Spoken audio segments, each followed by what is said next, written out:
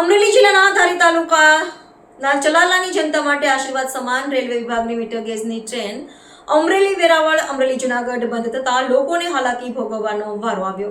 ગાયકવાડના સમયથી અમરેલીથી સોમનાથ એટલે કે વેરાવળ જવા સુધી વર્ષોથી રેલવે વિભાગ દ્વારા જે સુવિધા લોકો માટે આપવામાં આવી હતી તે બ્રોડગેજ રૂપાંતરિત કરવાના નામે છેલ્લા 2 મહિનાથી વેરાવળ અમરેલી મીટર ગેજ બંધ થતા લોકોને ભયંકર મુશ્કેલીનો સામનો કરવો પડ્યો હતો।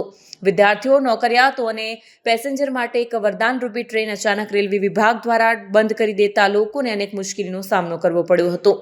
હાલ તો શ્રાવણ માસ ચાલી રહ્યું છે, જ્યારે અમરેલી, ધારી, ચલાલા, વિસાવદર સુધીના લોકો સોમનાથ જ્યોતિર્લિંગ દર્શન કરવા માટે પહોંચે છે, જેમના માટે વરદાનરૂપી ટ્રેન હતી એ ટ્રેન જ બંધ થતા લોકોને પારાવાર મુશ્કેલી પડી રહી છે।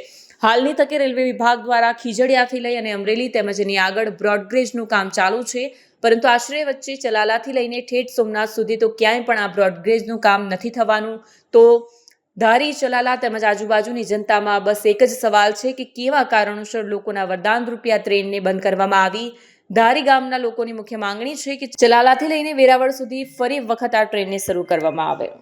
મારું નામ વિશાલ માલવિયા, ચલાલા શહેર કોંગ્રેસ પ્રમુખ છે। ઘણા ટાઈમ છે, ગત 4 મહિના પહેલા નગરપાલિકાની ચૂંટણી ગઈ અને નગરપાલિકાની ચૂંટણી ગઈ ત્યારે લોકોએ ખોબલે ને ધોબલે ભાજપને, ભારતીય જનતા પાર્ટીને મત આપી 24 બેઠકમાંથી 24 બેઠક ભાજપને અર્પણ કરેલી છે। ત્યારે ભાજપમાં આંતરિક વિવાદના હિસાબે નગરપાલિકાના કોઈ પ્રકારના છેલ્લા 5 મહિના કામ થયા નથી અને એવું લાગે છે હજી આવનાર સમયમાં એ થવાના નથી।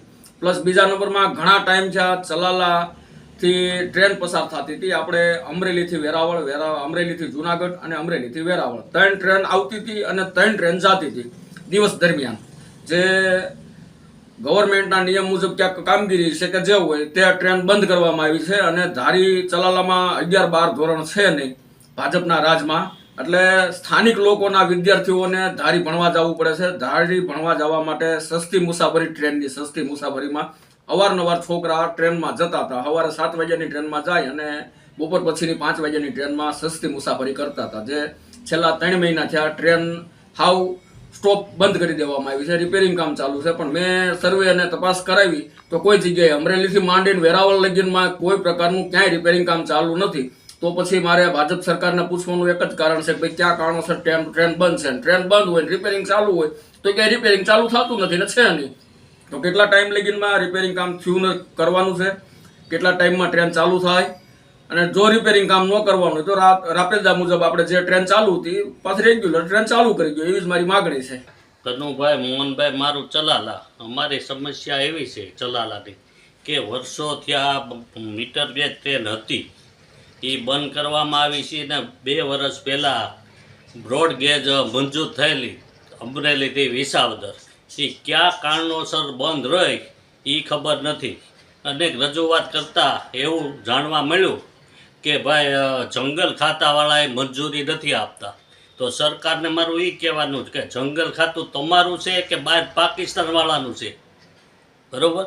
મંજૂરી તો તમને તમારી સરકાર હાલે છે, અત્યારે બધે ભાજપ સરકાર છે, તો એટલું તો કરી શકે ને। ચલાલાને જો બ્રોડગેજ મળે તો ઘણા પ્રશ્નો ચલાલા માટેના હલ થાય એમ છે। અત્યારે તો મીટર ગેજ હતી એ બંધ થઈ ગઈ ને એ વહેલાસર શરૂ કરે એવી લોકોની માગણી છે।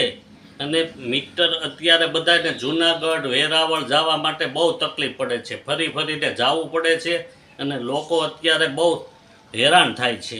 મારું નામ કૌશિક પરમાર, હું ચલાલા નગરપાલિકામાં સદસ્ય છું। હવે અમારા 4 મહિનાથી આશરે ટ્રેન બંધ છે, મીટર ગેજ ટ્રેન ચાલુ હતી, કયા કારણોસર બંધ થઈ છે એ ખબર નથી। પણ આજે સમસ્યા એવી છે કે ચલાલાની અંદર લગભગ આશરે 100 થી 150 વિદ્યાર્થીઓ ધારી અભ્યાસ માટે અપડાઉન કરતા હોય, નાના મજૂરો, હીરા ઘસુઓ છે પણ આ ટ્રેનમાં સસ્તી મુસાફરી થાય એ માટે અપડાઉન કરતા હોય છે। હવે આ ટ્રેન બંધ થવાથી આજે એ લોકોને બધાને મુશ્કેલી થઈ રહી છે, કયા કારણે બંધ થઈ છે ખબર નથી। અમારી માંગણી, લોકોની લાગણીના માંગણી એવી છે કે ભાઈ વહેલી તકે આ ટ્રેન ચાલુ કરવામાં આવે। અમારી સરકાર આગળ એટલી જ માંગણી છે કે વહેલામાં વહેલી ટ્રેન ચાલુ કરે।